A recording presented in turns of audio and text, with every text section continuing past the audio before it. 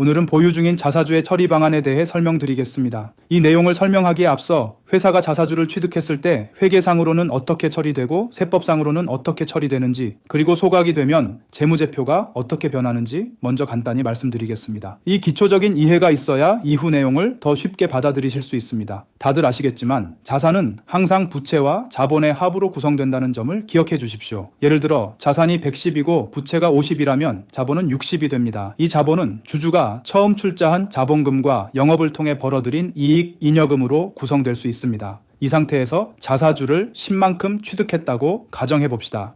회계에서는 자사주 취득 시 자산이 10 감소하고 자본의 마이너스 항목으로 10이 표기됩니다. 이는 주주에게 자본금을 환원해 준 것으로 보기 때문입니다.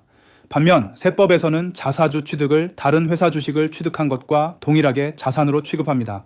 자산이 현금에서 자사주로 바뀐 것으로 보는 것이죠. 이처럼 자사주를 취득하여 보유할 때는 회계와 세법의 취급 방식이 다르다는 점을 기억해 두세요. 이제 자사주를 보유했을 때 발생할 수 있는 문제점 중 첫 번째를 살펴보겠습니다. 바로 주가가 실제 가치보다 높게 평가되는 주가 고평가 문제입니다. 이 문제를 좀 더 명확히 이해하기 위해 한 가지 사례를 들어보겠습니다. 액면가 5,000원, 발행 주식 총수 만주, 주당 가액 약 100만 원, 그리고 기업 가치가 100억 원인 회사가 있다고 가정합시다. 이 회사에 자기 주식 30%를 보유하고 있다면 기업 가치 100억 원 중 30억 원이 자사주에 해당하겠죠. 일반적으로 주식 평가를 할 때, 순자산 가치를 계산할 때 자사주를 자산에 반영하지 않고 평가하는 경우가 많습니다. 예를 들어 자산이 150억, 부채가 50억이라면 순자산을 100억으로 보고 평가할 수 있습니다. 이때 발행 주식수로 나누면 주당 100만 원의 가치가 나옵니다. 이렇게 평가된 자사주가액은 3,000주에 100만 원을 곱해 30억 원으로 산정될 수 있습니다. 하지만 세법에서는 자사주를 자산으로 보기 때문에 주식평가 시 자산 항목에 자사주가액을 다시 더해 주어야 합니다. 이때 단순한 취득가액이 아닌 현재 평가된 자사주 가액을 반영해야 합니다. 이 30억 원을 자산에 더하면 순자산이 130억 원이 되고 주당 순자산 가치는 130만 원이 됩니다. 이로 인해 주당 가액은 112만 원으로 상승합니다. 이 과정은 반복적으로 계산해야 합니다. 112만 원으로 재평가된 자사주 가액 33.6억 원을 다시 자산에 반영하고 또 계산해야 하죠. 이렇게 여러 번 반복해야 최종적으로 일치하는 주당 가액을 찾을 수 있습니다. 결론적으로 자사주를 보유하면 실제 기업 가치보다 과대평가되는 문제가 발생합니다. 자사주 보유의 두 번째 중요한 문제점은 바로 사업 무관 자산으로 취급된다는 것입니다. 이 점은 특히 가업 승계를 고려하는 대표님들께 큰 영향을 미칠 수 있습니다. 가업 승계를 위해서는 일반적으로 주가가 낮은 것이 유리합니다. 하지만 앞서 말씀드린 것처럼 자사주로 인해 주가가 필요 이상으로 높게 평가되는 문제점이 있죠. 여기에 더해 정부에서 지원하는 가업 승계 세제 지원책, 예를 들어 증여세 과세 특례나 가업 상속 공제를 활용할 때 자기 주식은 사업 무관 자산으로 분류됩니다. 이는 사업 무관 자산 비율을 증가시켜 세제 혜택을 받지 못하게 하는 결과를 초래할 수 있습니다. 따라서 가업 승계를 상담할 때 저희는 사업 무관 자산을 줄여야 한다고 조언하게 됩니다. 즉, 자사주를 보유하고 있으면 주가가 높아지고 사업 무관 자산 비율로 인해 세제 혜택이 배제되는 두 가지 문제점에 직면하게 되는 것입니다. 이러한 문제점들 때문에 자사주를 어떻게 처리해야 할지에 대한 고민이 많아지게 됩니다. 이어서 이러한 자사주 문제를 해결할 수 있는 방안들을 살펴보겠습니다. 자사주를 처리하는 방안 중 첫 번째는 바로 소각입니다. 자사주를 소각하면 앞서 언급된 주가, 고평가 문제나 사업 무관 자산 문제가 해결되기 때문에 가장 이상적인 처리 방안으로 볼 수 있습니다. 하지만 소각이 무조건 가능한 것은 아니며 소각 시 세금 문제가 발생할 수 있어 주의가 필요합니다. 특히 자사주를 양도한 사람 입장에서의 배당소득세 과세 여부를 검토해야 합니다. 자사주를 취득했을 때 그 차액에 대한 과세 방식은 크게 두 가지로 나뉩니다. 첫째, 회사가 소각 목적으로 자사주를 취득했다면 이를 양도한 사람에게는 배당소득으로 간주하여 과세합니다. 이는 주주가 투자했던 금액을 돌려받은 것으로 보기 때문입니다. 둘째, 소각 목적이 아니라 경영권 방어, 종업원 보상 등 보유 목적으로 취득했다면 양도한 사람에게는 양도소득으로 과세합니다. 배당소득으로 과세될 경우 양도소득보다 세금 부담이 훨씬 커집니다. 배당소득은 건강보험료가 부과되고 2천만 원 초과 시 다른 소득과 합산되어 종합소득세가 과세되기 때문에 최고 40% 이상까지 세금이 나올 수 있습니다. 반면 양도소득은 분리과세되어 3억 원 이하, 구간에서는 22% 정도의 세금만 부과됩니다. 따라서 양도하는 사람 입장에서는 세금이 적게 나오는 양도소득으로 과세되는 것이 당연히 유리합니다. 양도소득세와 배당소득세 사이의 차이 때문에 실제 소각 목적임에도 불구하고 형식적으로는 보유 목적으로 가장하여 취득하는 경우가 발생할 수 있습니다.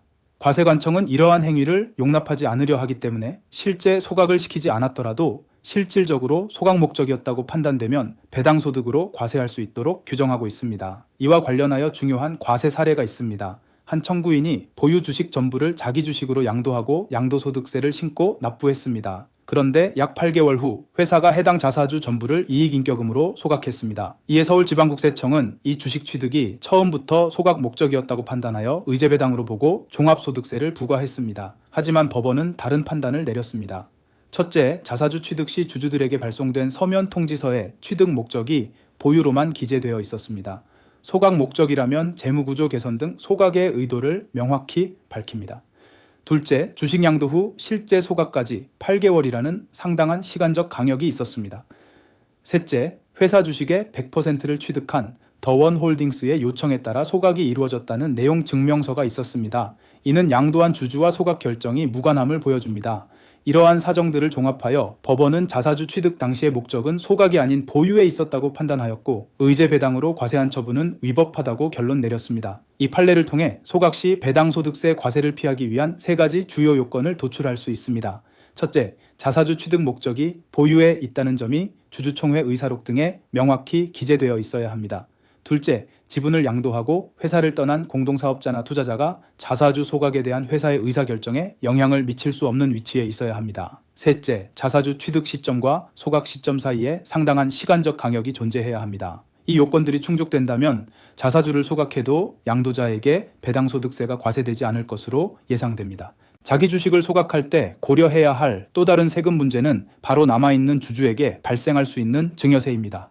이는 불균등 감자 또는 불균등 이익 소각과 관련이 있습니다. 법인이 자본금을 감소시키기 위해 주식을 소각할 때 원칙적으로는 모든 주주의 보유 주식수에 비례하여 공정하게 감자가 이루어져야 합니다. 하지만 회사가 특정 주주의 주식만을 매입하여 소각하고 다른 주주의 주식은 그대로 유지하는 방식으로 소각을 진행하면서 해당 주식을 시가보다 낮은 가격에 매입한다면 문제가 됩니다. 예를 들어 아버지와 아들이 주주인 회사에서 아버지가 자신의 지분 90억 원 중 1억 원만 받고 나갔다고 가정해 봅시다. 그러면 아들은 원래 10억 원의 가치를 가지고 있었지만 아버지가 헐값에 나가면서 89억 원의 이득을 보게 됩니다. 이처럼 특정 주주가 시가보다 낮은 가격에 주식을 소각하고 나가서 다른 주주의 지분율이 상승하여 실질적으로 이익을 얻었다면 그 이익에 대해 증여세가 과세될 수 있습니다. 다만 이러한 증여세 과세는 주식을 소각한 주주와 소각하지 않은 주주 간의 상속세 및 증여세법에 따른 특수관계가 성립하는 경우로 한정됩니다. 만약 전혀 타인 간의 거래라면 세법에서는 이를 문제에 삼지 않습니다. 자사주 소각은 결국 과거에 취득한 자사주를 없애는 행위입니다. 과거 100원에 취득한 주식이 현재 500원의 가치가 되었는데 이것을 100원으로 소각한다면 남아있는 주주가 400원의 이익을 본 것과 같아지므로 증여세 문제가 발생할 수 있습니다. 불균등 감자에 따른 증여세, 과세 여부를 판단할 때 중요한 쟁점 중 하나는 증여이익의 산정 시점입니다.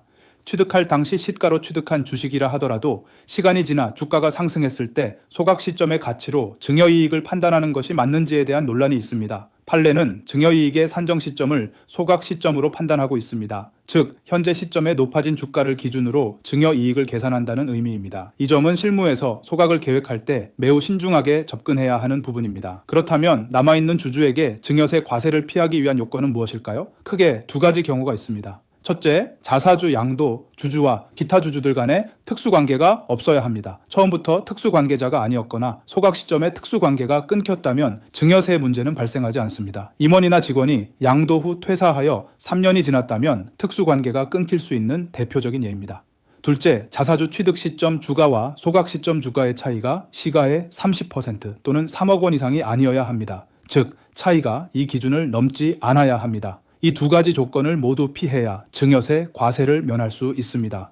추가적으로 안전하게 자기 주식을 소각할 수 있는 2가지 케이스를 말씀드리겠습니다. 첫 번째는 실제 투자자가 투자하고 나간 후 상당한 시간이 흘렀을 경우입니다. 이 경우에는 배당소득세 과세 문제가 없을 가능성이 높습니다. 두 번째는 스텝업 양도입니다. 대표이사가 배우자에게 증여 후 양도하여 양도가액과 취득가액의 차이가 거의 없는 경우입니다. 이 경우에도 소각 시 문제될 것이 적습니다. 만약 자사주를 소각하기 어려운 상황이라면 2번째 처리 방안으로 증자를 통해 자사주의 지분율과 가치를 낮추는 방법을 고려해 볼 수 있습니다. 현재 회사의 대표이사 가족이 7,000주, 자기 주식이 3,000주를 보유하고 있다고 가정해 봅시다. 이 상태에서 증자를 실시하게 되면 자사주는 주주로서의 권리가 없기 때문에 증자에 참여할 수 없습니다. 따라서 남아있는 주주들만 증자에 참여하게 됩니다. 이렇게 되면 자사주의 지분율이 자연스럽게 떨어지게 되며 주당 가치도 하락하게 됩니다. 예를 들어 자본금이 5천만 원인 회사에서 5천만 원을 더 증자하면 자사주 가치가 30억 원에서 15억 원으로 떨어질 수 있습니다. 이러한 증자의 원리는 아버지가 감자로 싸게 나가든 아들이 싸게 증자로 들어오든 이익이 이동하는 것과 동일합니다. 자사주는 변함이 없지만 액면화 등으로 저렴하게 증자를 시켜버리면 자사주가 가지고 있던 가치가 증자에 참여한 주주들에게로 이전되는 효과가 발생합니다. 사람 간에는 증여세 문제가 생길 수 있지만 자사주의 가치를 뺏어가는 것은 아무 문제가 없습니다. 유상증자든 무상증자든 자사주를 제외하고 다른 주주들에게만 증자를 실시하여 지분율이 변동되어도 특정 주주가 얻은 이익이 없는 경우에는 증여세 과세 대상이 아닙니다. 관련 예규에서도 유상증자 및 무상증자 모두 문제없다고 회신했습니다. 다만 한 가지 유의할 점이 있습니다. 자사주를 보유한 회사에서 무상증자를 실시할 경우 자사주에 배정되었어야 할 무상주만큼의 이익이 다른 주주들에게 초과 배정된 것으로 간주되어 의제배당에 해당하여 배당소득세가 과세될 수 있습니다. 따라서 자사주가 있는 회사에서는 무상증자를 하지 않는 것이 결론입니다. 세 번째 자사주 처리 방안은 사내근로복지기금 출연입니다. 이 방법은 회사가 자사주를 처리하면서 동시에 직원 복지를 증진하는 효과를 얻을 수 있습니다. 자사주를 사내근로복지기금에 출연하는 경우 여러 가지 세금 혜택을 기대할 수 있습니다. 첫째, 출연하는 법인 입장에서는 무산기전이므로 양도로 보지 않으며 출연 금액에 대해 법인 손비 처리가 가능합니다. 이는 회사의 세금 부담을 줄이는 효과가 있습니다. 둘째, 기금을 받는 수증자 측에서는 공익 목적으로 판단되어 증여세가 비과세됩니다. 셋째, 기금이 받은 자사주에 대해서도 수익사업과 관련이 없다면 법인세가 비과세됩니다. 이러한 세금 혜택과 더불어 자사주 출연은 회사의 손비 처리를 통해 순손익 가치를 떨어뜨려 주가를 조정하는 효과를 가져올 수 있습니다. 이는 가업 승계를 준비하는 과정에서 주가를 낮춰야 할 필요가 있을 때 유용한 방법이 될 수 있습니다. 물론 단순히 자사주 처리를 위해 사내근로복지기금 출연을 하는 것은 빈대잡자고 초과삼간 태우는 격이 될 수도 있습니다. 하지만 실제로 종업원 복지에 대한 계획이 있거나 가업 승계와 연관하여 자사주 출연이 회사의 주가 조정에 도움이 된다고 판단될 때 활용하면 좋은 시너지를 낼 수 있는 방안입니다. 지금까지 보유 중인 자기 주식의 문제점과 이를 해결하기 위한 세 가지 주요 방안에 대해 상세히 설명드렸습니다. 첫 번째 방안은 소각입니다. 소각은 자사주의 문제점을 근본적으로 해결할 수 있는 가장 효과적인 방법입니다. 다만 소각 시 양도자에게 의제배당으로 과세되지 않도록 취득 목적, 양도자와 회사 의사결정의 독립성, 취득 소각 간의 시간적 강역 등 특정 요건을 충족해야 합니다. 또한 남아있는 주주들에게 불균등 소각에 따른 증여세가 과세되지 않도록 특수관계 여부와 시가차이 기준을 검토해야 합니다.